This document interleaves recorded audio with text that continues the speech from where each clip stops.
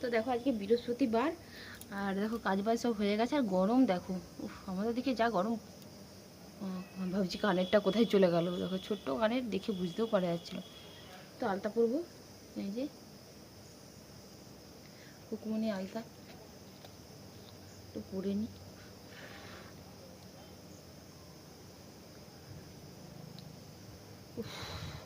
সারা দুপুর একটুকু বাতাস দেয়নি, এতক্ষণে একটু বাতাসটা দিচ্ছে,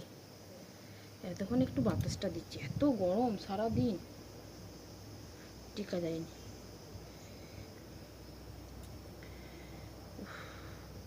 আজ কখন উঠেছি না, পুরো 4:30টায় উঠেছি, ভিডিও বানানোর সময়ই পাচ্ছি না, মানে যে কাজ করবো, ভিডিওটা বানাবো আমি।